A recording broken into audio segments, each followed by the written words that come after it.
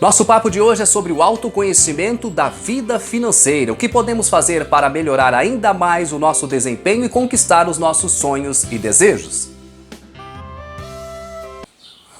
Quando decidimos autoconhecer a nossa vida financeira, o primeiro passo a ser seguido é fazer uma avaliação muito realista sobre a situação econômico-financeira na qual nos encontramos. Levantar o patrimônio e também as dívidas e as despesas. Neste caso, eu preciso fazer uma avaliação bastante realista, bem próximo dos valores, para que nós não corramos o risco de maquiar os resultados. Bom, faça uma lista diária, de preferência para que toda a família fique sabendo, contribua, ajude, conheça as despesas e as dívidas as quais vocês têm. Conheça todas as fontes de renda, salários, rendimentos, possíveis participações em outras fontes. Assuma o controle da sua vida financeira, isso é muito importante. Além de descobrir esse patrimônio, fazer um levantamento, registre durante um determinado período de tempo todas estas etapas e também os ganhos e as despesas. Em seguida, faça um balanço pessoal. O que tem de patrimônio, o que tem de aplicações financeiras, investimentos, créditos a receber, imóveis, entre outros. Responder a essas questões é praticamente como fazer uma fotografia, um raio-x de toda a situação atual. É começar a mapear a diferença que existe entre os dois. E a partir daí, você vai dividir o ativo, que é o dinheiro, as aplicações, os investimentos, os ganhos em si, e o passivo, que são as despesas, as dívidas.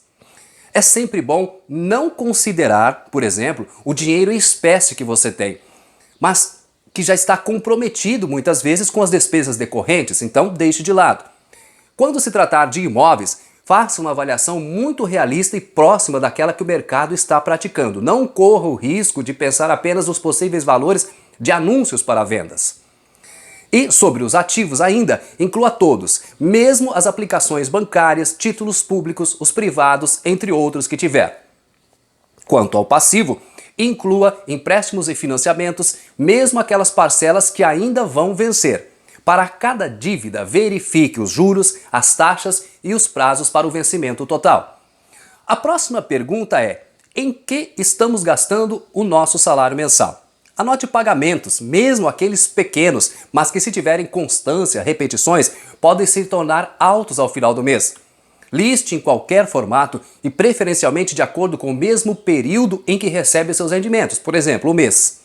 Os gastos mais frequentes: alimentação, saúde, transporte, educação, TV, internet, telefone, lazer. E por último, quais são as suas fontes de renda? Nos casos em que a renda é fixa, fazer esse mapeamento, esse levantamento pode ser mais fácil. O problema ocorre, porém, quando a renda também é variável, aquela mesma renda. A primeira fonte geralmente é a fixa, o salário da pessoa, mas às vezes incorre em comissões, em outros rendimentos por acréscimo. Neste caso, se recebe comissões, comece separando as duas partes. A segunda fonte de renda são aluguéis de imóveis. A terceira são os juros, principalmente quando temos investimentos. E por último temos os lucros, que são provenientes de empresas, participação como cotistas, acionistas, entre outros. Planejamento financeiro. Aqui nós vamos falar sobre conceitos que contemplam sonhos, desejos e necessidades, que são as de curto e médio prazos. É como se fosse o que, quando, como e quantos. Mas afinal de contas, o que é planejar? Na verdade, é definir objetivos, avaliar as ações e possíveis etapas que deverão ser trilhadas para alcançar estas metas definidas e, ao mesmo tempo, acompanhar, avaliar, redirecionar esta mesma caminhada. Trabalhar todo este processo ao longo da vida pede e é um forte aliado na conquista dos sonhos, como, por exemplo, a compra da casa própria, do carro, da viagem tão sonhada e outras conquistas. O que devemos fazer para alcançar isso? Definir objetivos e prioridades. Primeiro, defina seus maiores sonhos de consumo. Em seguida, enumere por ordem de preferência, prazo e validade. Cada item precisa estar o mais detalhado possível. Por exemplo, se for um carro, o seu desejo, qual é a marca, o ano, a cor, o valor? Leve tudo em conta. Não esqueça de definir o prazo em que pretende chegar a ter aquele bem. Em seguida, estabeleça prioridades. Dentro da lista, compartilhe com a família e também seja realista. Não estabeleça objetivos inalcançáveis ou inatingíveis. O próximo passo, já que sabemos o que queremos, é definir quanto. Por exemplo, se o meu desejo é comprar um determinado veículo dentro de determinado tempo, o quanto eu preciso reservar para ir juntando esta quantia? Isso deverá caber no orçamento, fazendo com que a expectativa seja atingida.